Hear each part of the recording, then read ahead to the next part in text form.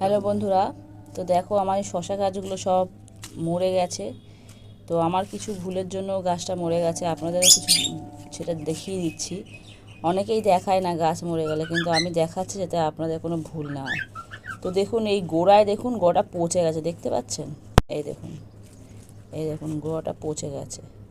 কি হয়েছে, গোড়ায় জল জমে গেছে, মানে আমার জল নিকাশের ব্যবস্থাটা ভালো ছিল না, যার ফলে কিন্তু আমার গাছের গোড়ায় জল জমে গাছগুলো কিন্তু মারা গেছে। দেখছেন, এই যে এটা যে সবচেয়ে বড় কারণ, মানে গাছে অতিরিক্ত জল পড়লে, এখন যেহেতু বর্ষাকাল পড়েনি, মানে অতিরিক্ত বৃষ্টির জন্য কি হয়েছে, জলটা ভালোভাবে পাস হয়নি, যার ফলে জলটা জমে গিয়ে আমাদের গাছগুলো সব মারা গেল।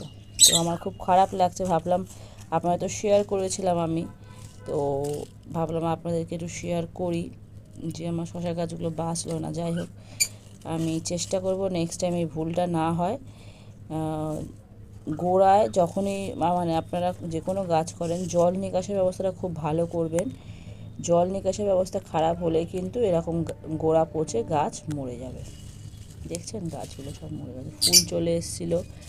আমার এত কষ্ট লাগছে যে কি বলবো। যাই হোক, তো